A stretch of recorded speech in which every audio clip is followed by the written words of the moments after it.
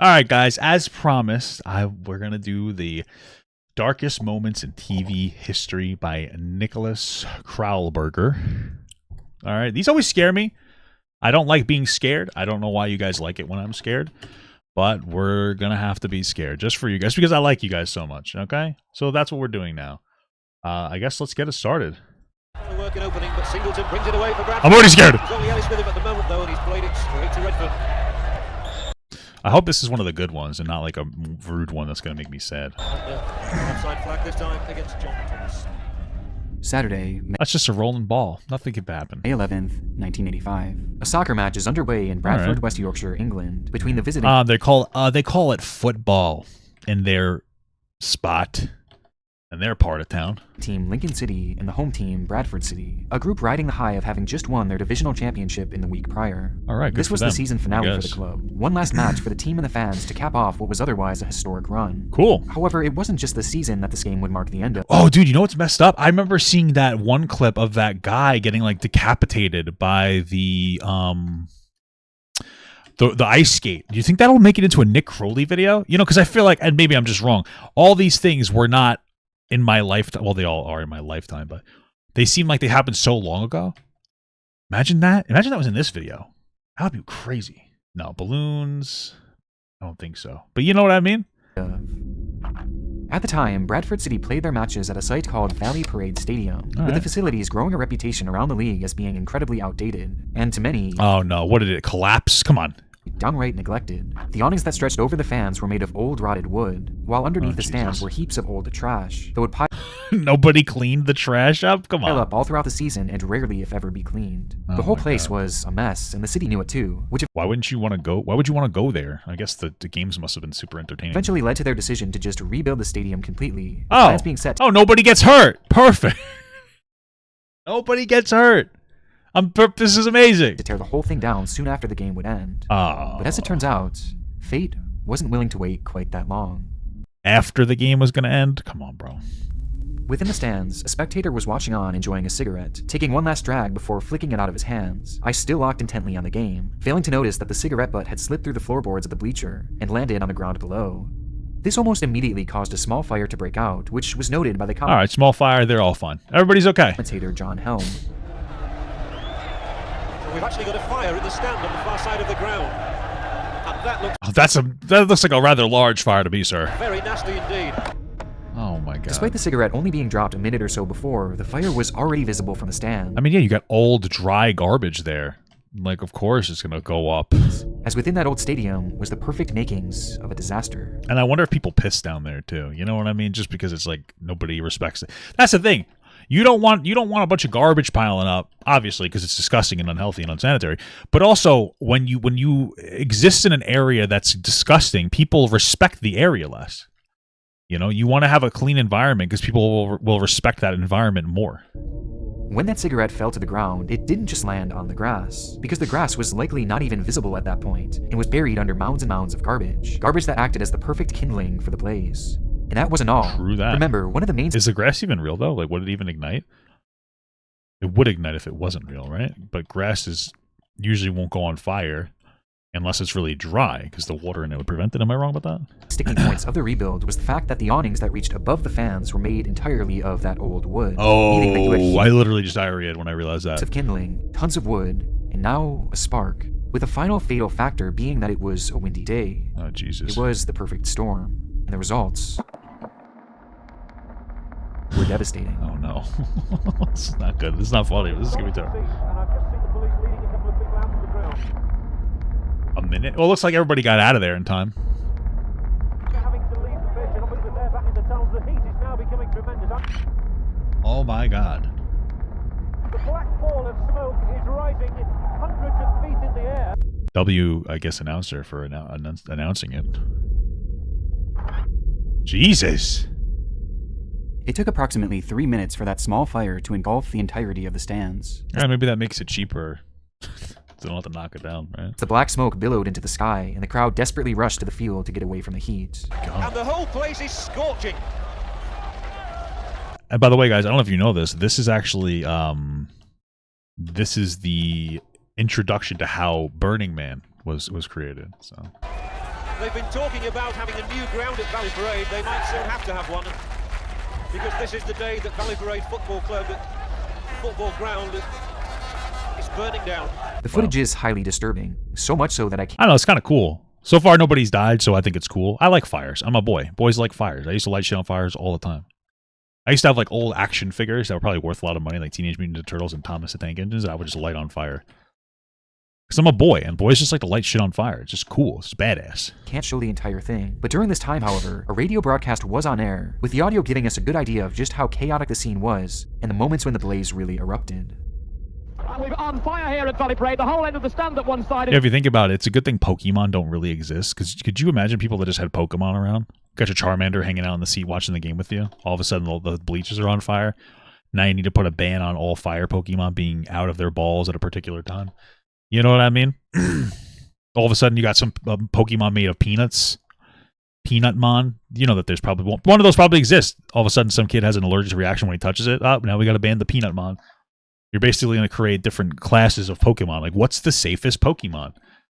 You know, I don't really know. Probably a normal type Pokemon. Ditto. But then you got some guy going around fucking sexually assaulting Dittos. You know what I mean? Like, because you can't, an animal can't consent. So it's like, Ditto, transform into my stepmom. Transforms into your stepmom. All of a sudden, you're rubbing your schmingle against it. It doesn't mind, but it still can't consent. You know?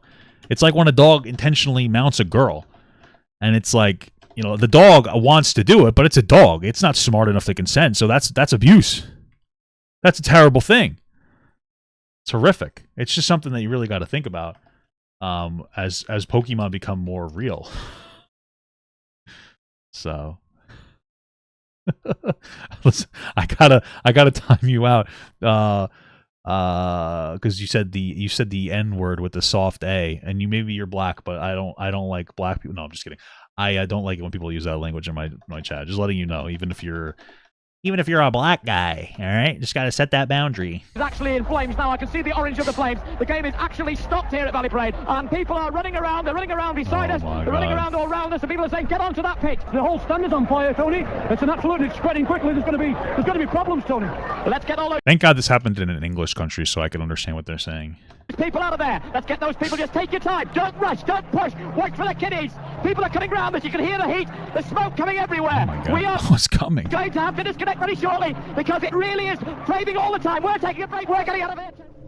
Okay. That was crazy. In the stands that day were approximately 6,000 people, Damn. and based on the footage, many of whom were able to run to safety very quickly, Good. which gave a sense of hope that the ordeal might end in minimal casualties. Though there was another side of things. How? Those who chose What could have happened? not to run towards the fields opted to go the opposite way, as there was an entrance and exit located directly behind That's where I would have went. the stands where the fire had started. And when the crowd managed to make their way to this exit, they were met with a disturbing revelation. The gates What? were shut. Why are they always shutting the gates, dude? Everywhere it's like somebody's blocking off an exit route. And those that were open or busted open were also blocked by slow-moving turnstiles, some of which being locked themselves. And as the crowd began pushing more and more to get through these turnstiles, it in turn led to a crush of humanity, with everyone piling on top of one another as the fire slowly consumed them. There was nobody at the gates that was like, oh, I'm in charge of opening gate. No? When the smoke cleared and the bodies were counted, 56 had tragically lost their lives, Damn. while another 260 Was it due to like smoke inhalation or something? Because those seemed like a pretty narrow corridors, although that might have just been a reenactment. 65 were left with serious injuries, with the tragedy leading to numerous new safety standards for soccer stadiums across the country, Wow, as Valley Parade's notoriously bad reputation had finally caught up with it on its very last day of operation, marking one of the deadliest days in the world of soccer, and one of the darkest moments Damn. in television history. Bodies are being dragged away from that stand. That recorded the man's actions as he was taping a special program. Oh my God! Oh my God! Damn. Sad stuff. Before we dive into our next case here, I want to first thank today's sponsor, Aura, for helping to make content like this financially viable. Whoa! It seems that in this day and age of technology, there are people lurking around every Yeah, it seemed to be where it's at, huh? Corner looking to exploit you. And by far one of the most stressful examples of this is spam phone calls. I mean, it's gotten to the point with me where I never even answer my phone unless I have their number saved. Yeah, me too. I just feel like that's the smart play. Data brokers are making an absolute fortune selling your information to these robocallers and a slew of other scammers around the web. But Aura can identify these data brokers and submit opt-out requests on your behalf, as they're actually legally required to remove your information if you ask them, but they obviously make it really hard and in some cases almost impossible. But don't worry, Aura has your back and they will do it for you. I just say, hey, don't do it. If you guys are interested in Aura, go check it out, I guess. There you go. Let's get to the next one.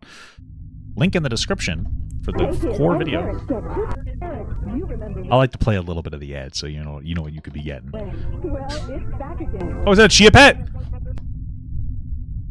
The world of television is no stranger to death-defying stunts. From the very beginning of broadcasting, viewers have been captivated by... Yeah, I remember when Mick Foley was thrown off of that steel cage. That was fucking badass, man. What a legend. And super chatted $6.35. Yeah! A 50-year-old man was on fire at that game that was on camera, but Nick didn't show it. Also, it's my first time catching the stream. That's terrible. What the hell? Also, thanks. First time, yeah, I'm sure. Thank you so much.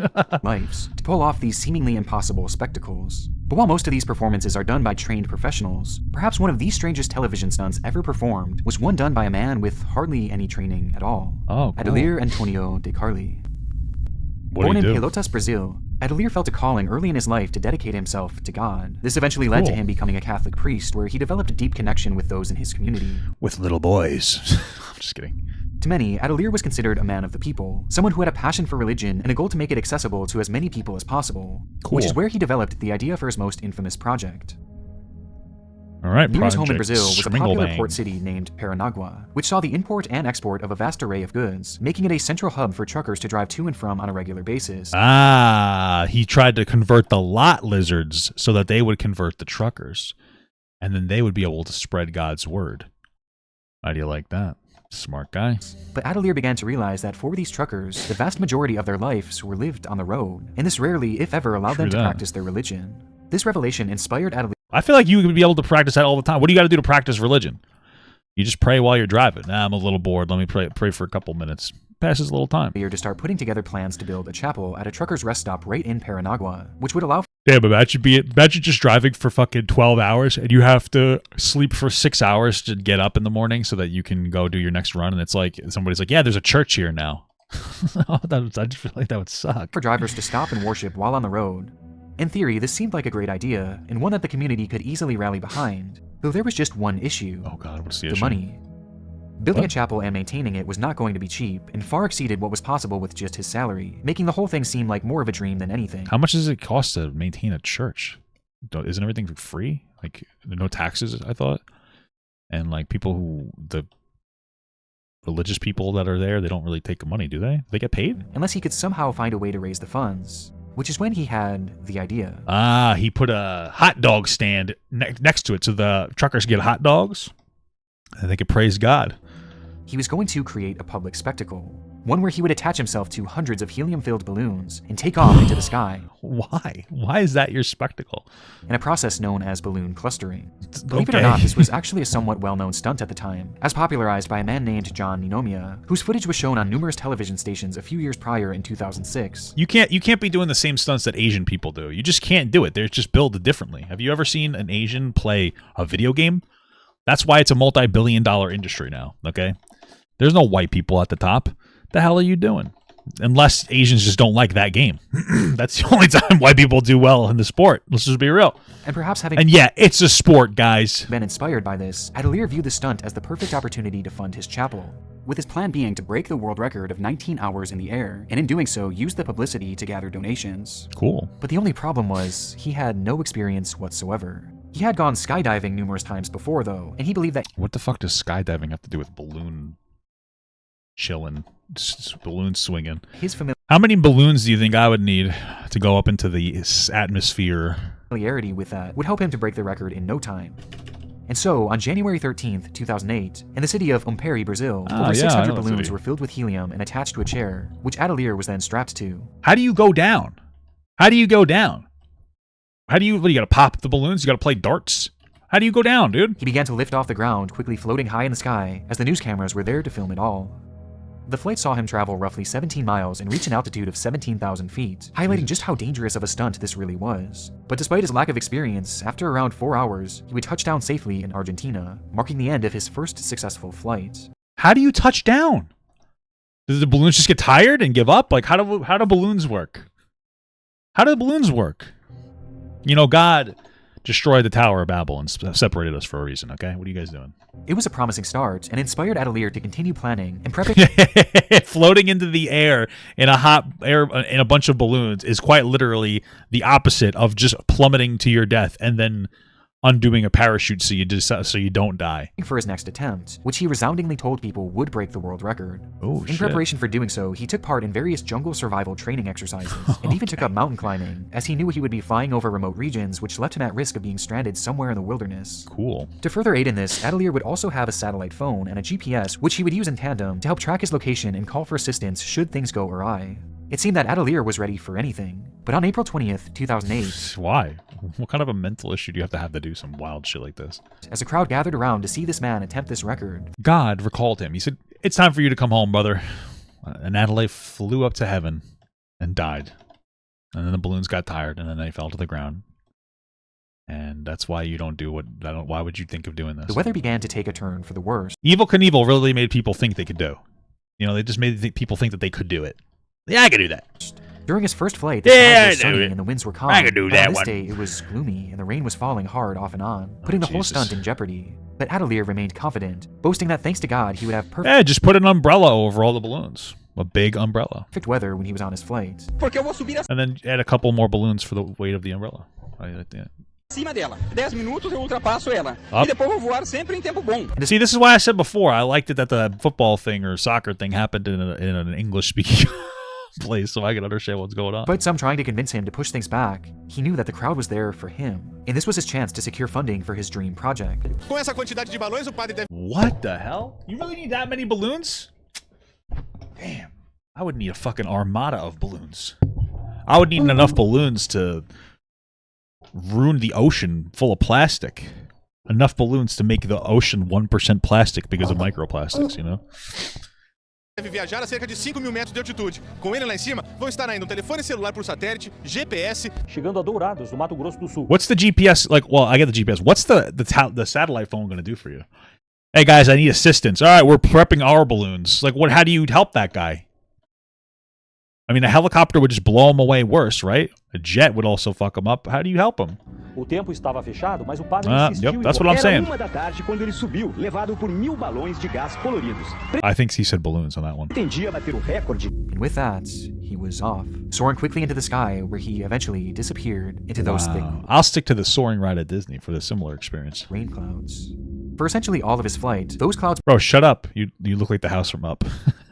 Shut up. made it practically impossible to see the man, which was further exasperated by the fact that this time he had used 1,000 balloons as opposed to 600, which Why? For what reason? brought him to an even higher elevation, this time touching almost 20,000 feet.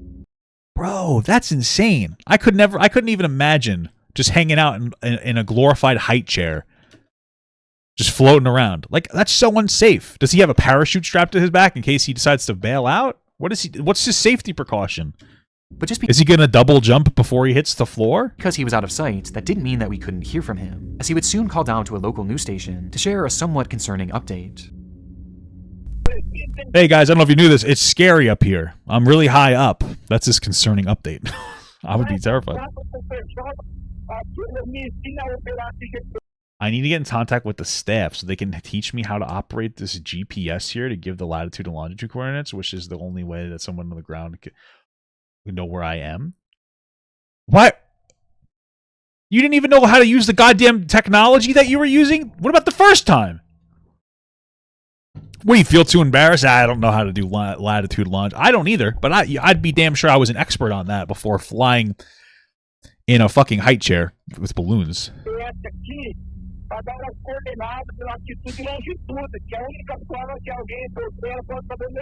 Oh my god. Despite dedicating countless hours of training before the flight, there was one thing I mean, I'm sure he could count them. that Atelier He could count to 1,000 for balloons. I'm sure he could count to 1,000 for his training time. had failed to prepare for: the GPS. How? That's like the first thing you'd prefer. How do you use a GPS? I don't know. What the fuck? as he was never shown how the device actually worked. Why didn't he ask? He clearly had the ability to he had some pull. He was the one who decided to actually fly that day when he was told not to. He couldn't muster up the courage to ask how to use a fucking GPS? And he only realized that he had no idea how to operate it once he was already at his peak altitude, Oh my meaning that he was God. essentially flying blind. The course he had set out on was set to see him travel 400 miles inland To the a city Burger named King? Dorados, Smart. and by his prior calculations, the wind should have still been taking him at the very least in that direction. He should have just started popping the balloons. He should start playing dart. Like, just popping the balloons slowly start to go down. You know, do something. Which for a moment gave him a sense of calm, as he trusted the preparation even if he didn't know his exact coordinates. But after a few hours, as the moon began to Don't worry, guys. I'm not prepared, but I'll trust the preparation. rise, so too did the panic within Adelier, Okay. as he caught a glimpse of a strange sight on the horizon. The ocean.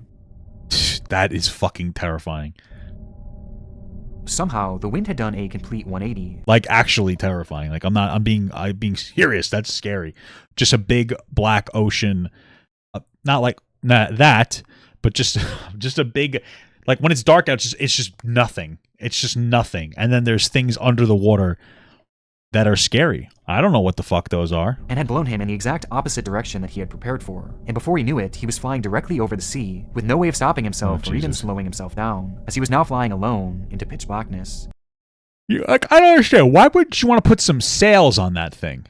You know what I mean? Like, put a couple of sails on there so that you could control something. I mean, I guess his logic was, I'll just leave it to God. Okay, well. Adelier called his team and requested they send rescue, but there was no way to give his exact location, and by this point, he was already nearly 40 miles out to sea. After being just 8 hours into his 20-hour flight, the ground team would lose contact with Adelier after receiving a message from him begging how for many his hours? rescue. And by this point, he was already nearly 40 miles out to sea. After being just 8 hours into his 20-hour flight, 8 hours? This guy was prepared for 20 hours? Where was he going to poop? Or pee, at the very least. I mean, maybe I could hold my poop in for 20 hours. I'm getting older, though. But pee, what do you got a diaper on? the ground team would lose contact with Adelier after receiving a message from him begging for his rescue. Imagine he was like 10,000 feet up and then he pooped and it went up to like 11,000. Sometimes I have huge poops, you know? And he would never be heard from again. Damn. Up, and away. A Catholic priest trying to break a record for most hours flying with helium-filled party balloons vanishes into thin air. The subsequent search Did he know we have a helium shortage, sir? You're wasting our helium, you son of a bitch. for Adelier was broadcast heavily all across the world, with the media dubbing him as the balloon priest. And after nearly 9 days The of balloon searching, guy. the only sign of the man was his balloons. They were found detached and floating in the ocean, with there being no sign of the priest whatsoever, leaving his fate as a total mystery. At least at the time. Did he live? On July 4th, 2008, a tugboat sailing off the coast of Mackay near an offshore oil rig would spot something floating in the water, and upon closer inspection, That's probably very far away. I wouldn't know, though. it would be identified as a body. Or at least part of one, given all that remained was the subject's lower half. What the fuck happened to his upper? Oh, maybe he got eated because he was dead. And upon DNA testing, it was confirmed that it did in fact belong to Adelier Antonio de Carli, who likely crashed into the water Fucking rest in peace, iCarly. and drowned, only to be picked away at by various predators of the ocean, thus ending the Balloon Priest saga. Damn, dude. Almost fitting, though, that the predators of the ocean would eat one of the predators of the land. I'm just kidding. Not all priests are predators, but, you know, it's a little. We're doing a little bit of a joke. Also, rest in peace. Sorry, brother. In a tragic, yet for many, unsurprising manner. Hey, look, I'm playing a priest in the game, too. How fitting. He's very slow. He moves very slowly.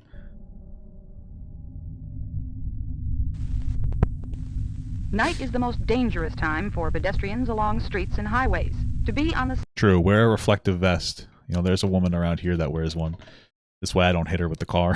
Thank God, because I scared the shit out of me last night. safe side, walk facing traffic and wear light-colored clothing for quicker recognition by approaching drivers. Also, smile, especially if your skin is of the darker persuasion. That's why they could see you.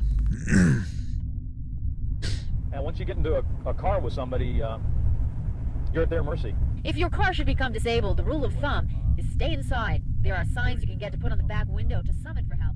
It was the waning days of 1986. News station NBC7 San Diego records and broadcasts a PSA segment about safety on the roads, Okay. and specifically what to do if your car breaks down at night.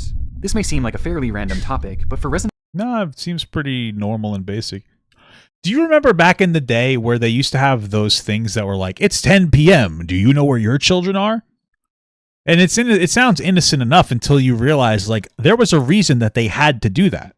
Because apparently people were just losing their fucking kids.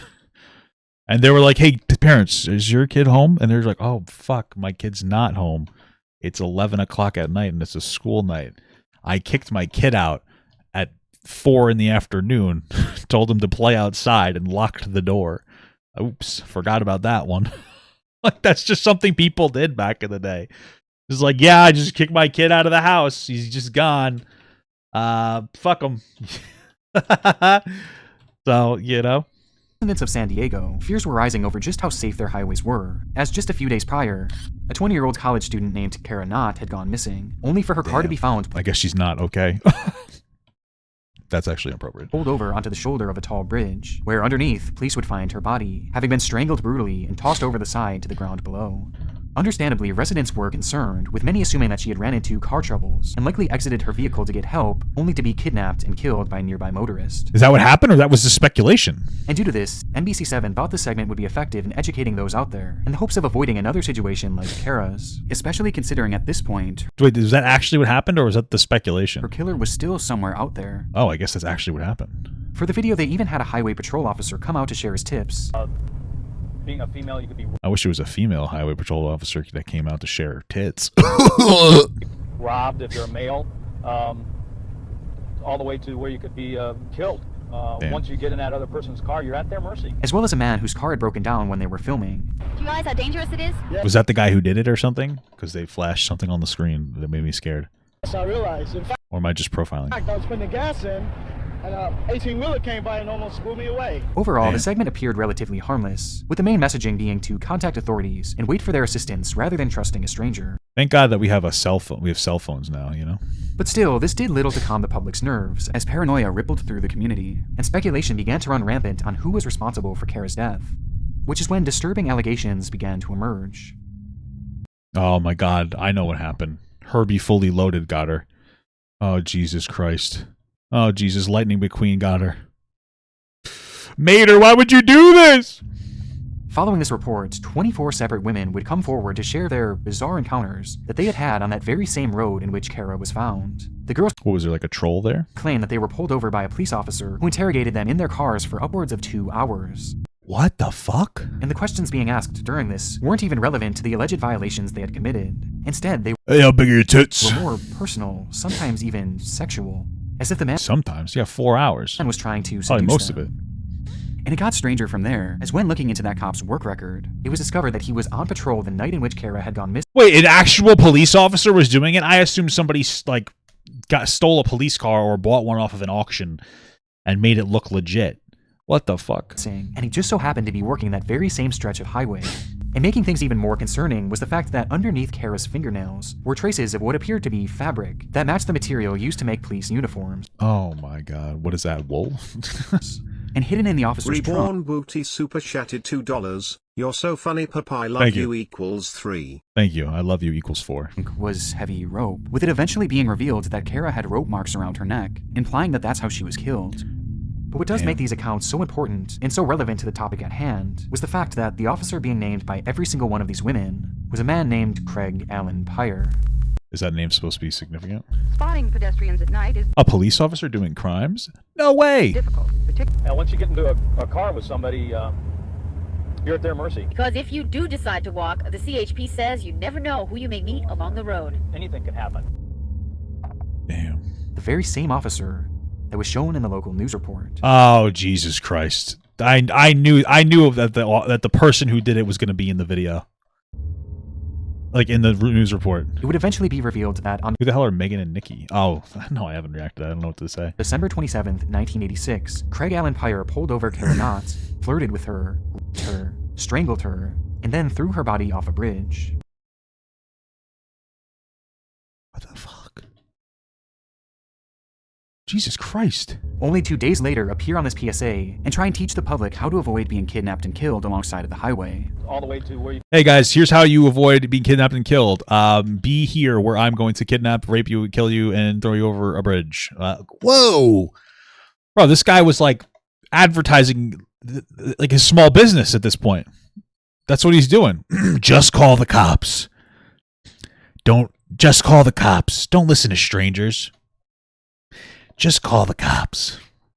Okay? Damn, I thought getting ticketed was bad. At least I'm a fucking man, honestly. That's the best part about being a man. I'm more safe, I feel, you know? You could be killed. Once you get in that other person's car, you're at their mercy. Oh, if strangers should offer assistance, tell them to call police or the CHP. Fuck you, stranger! Just stay in the vehicle, lock all the doors, turn on the emergency flashers. Damn, I feel bad for murdering rapist cops now because they have to wear body cameras. Where's this world come to, dude? Holy shit. That's how you could save Twitch. Have cops do body cams. And wait for help to come. It's so incredibly haunting to watch the segment back, especially considering what he's saying, knowing that he was quite literally the cause of the crime that inspired the segment to begin with. Just 2 weeks after the program aired, Officer Craig Pyre would be arrested for the murder of Kara Knott, where he was eventually sentenced to 25 years to life. Why did you sentence him to death or something? I mean, like, I don't know. He's fucking raping and killing people. How do you reform from that? Prison.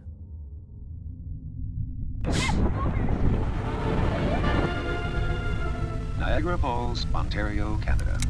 One of the most famous natural spectacles in the world. Oh my God! Oh my God! Oh my God, did somebody jump into the water and die? Considered one of the most visually stunning locations in the United States, and even across the world, the 3 waterfalls that make up Niagara. Oh yeah, well, have you ever stared into my wife's asshole before?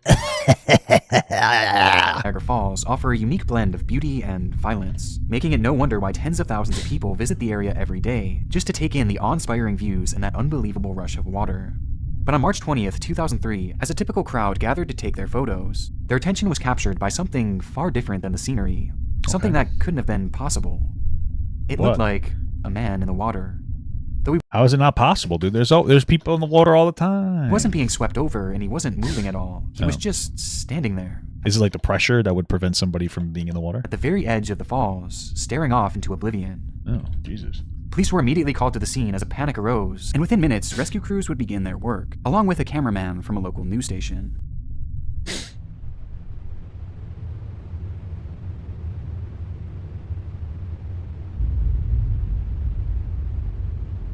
That's what he was doing, just standing there? It looks like he had to take a shit. The footage shows what should have been an impossible scenario, as an unnamed 48-year-old man was standing at the edge of the most powerful waterfall on the planet. I guess he was just fucking built differently. Maybe he was a Russian. Somehow staying balanced and remaining fully calm, despite being just 1 foot away from dropping over. Is he like a ninja? Maybe he's practicing. 180 feet to certain death. Unsure of how the man had ended up in the water, or how it was even possible for him to stay upright, rescue workers sprang into action with 2 men, Pop Moriarty. Probably a saw trap. Saw probably put him there. You know what I mean? And Gary Carella sliding into the water and attempting to walk towards him. I wouldn't be going in that fucking water! Although, I mean, he has a rope on him. You know what I mean? Like, it's like, I feel like sometimes you do some dumb shit and you just kind of, you know, I'm not trying to be rude, but maybe it's not my responsibility to save you. Hey guys, I'm going to go stand in Niagara Falls. Good luck. I'm not going to save you if you die. If you're standing in Niagara Falls. Hey guys, I'm going to go cave diving and I'm going to barely fit my body into cracks and crevices that spiders crawl through. Oh, there's a spider in my butt crack. I'm not saving you. Why would I save you, dude? You decided to be a goose, a silly little goose. What's the point? But even for them, the current was just... It's fatphobic at that point. If you're deciding to go cave diving, where you have to be skinny to fit into these tunnels and tubes, that's like you're just showing off. And you know what? That's more dangerous than being fat. So, what's really worse, being morbidly obese or being a cave diver? Too much, forcing them to almost immediately turn back, while the man yelled to them that he was losing his strength and to not let him go over. To aid in the rescue, a helicopter was sent in to try and airlift the man up, but immediately the force of the rotors began to create strong gusts of wind, leading to this. Who would have thought?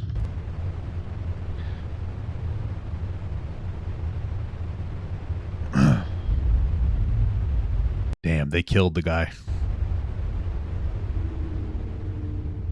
They ever think about just throwing a rope over to him? Now the man lay there, feet dangling over the edge of the falls, as the freezing cold water pelted him relentlessly. By this point, that man had already been in the water for over 1 hour, and his grip was slowly slipping. And so, in a last-ditch prayer, a rescue worker inside the helicopter decided to toss a life preserver, knowing that this would likely be their final shot at saving him. And miraculously, the current caught it and and brought it directly to him. All right. With every bit of strength he had left, the man He's lived! All right, he lived! would let go of the rock he was clinging to and lunge towards the preserver, grabbing a hold of it as crews on shore began to pull him to safety. Or at least, they thought. As he was Now, we're going to end the video here, guys. He lives. That's the end. We don't need to watch the extra 5 minutes. being towed to shore, the man approached what looked to be land, though in actuality this was an ice shelf that extended out over the water, meaning that the black line you see here isn't actually land, but instead a small opening between the sheet of ice and the water Oh, God. Does he let go of the preserver? itself. And within that small opening, the rapids were raging at tenfold due to the increased pressure of the small size. And so, while the man was being pulled towards rescue workers, he was almost immediately sucked underneath, pinning him in an immovable situation. Sucked underneath? Moriarty and Corella knew that they had to engage once again, or else the man was certainly going to drown, with their testimony later on showing just how dire the situation had become. Just told us, let me go. He gave up. He said, save yourselves, let me go, let me go. But the rescue crews had come too far to just give up. And despite the pressure of the water becoming almost too much to bear, Corella just turn the water off, dude! Just turn off the water! Slipped a harness around the man and gave the signal for the group to be lifted up. Would they accidentally hang him or something?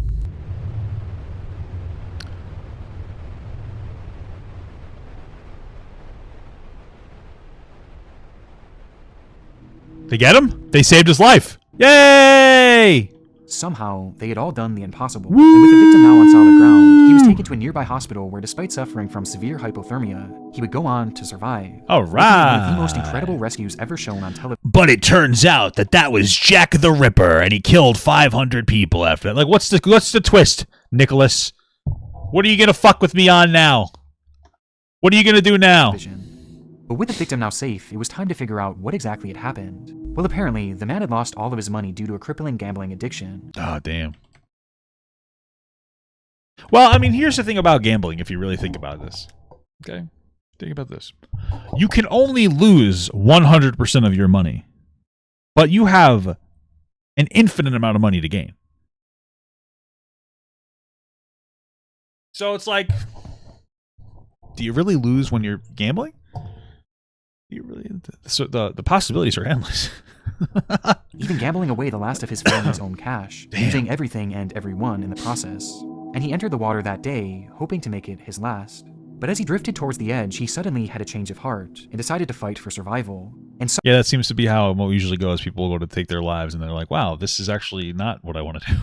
Somehow, when trying to stop himself, his foot became lodged in between two rocks, which also aided in shielding him from the rushing current, allowing him not only to stay there, but to stand upright.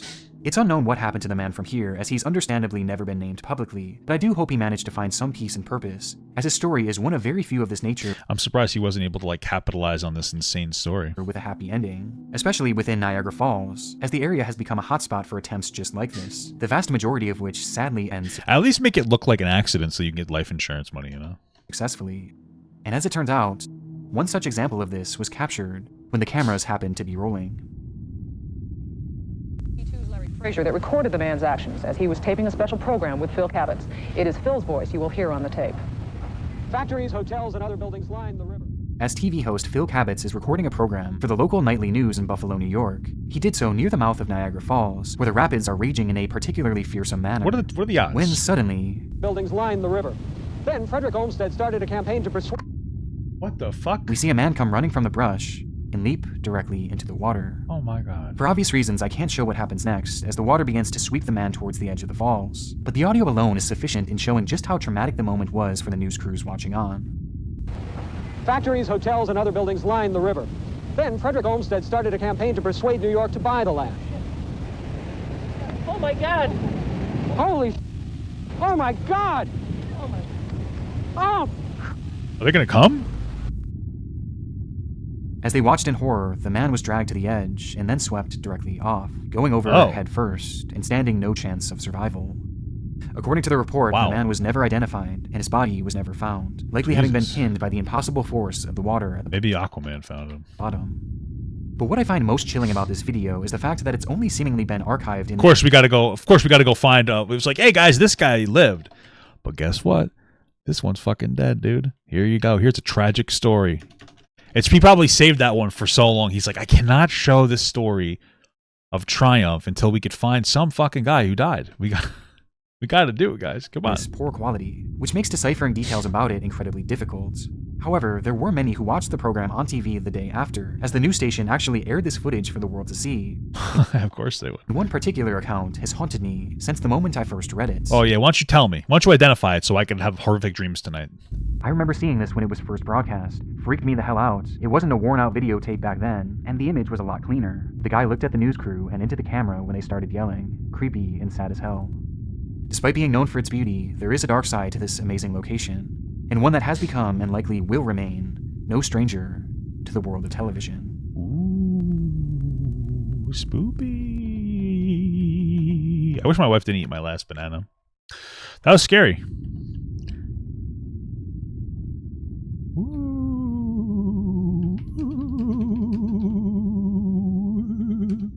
What do you think about my sound? All right. Interesting stuff, man. That was spooky.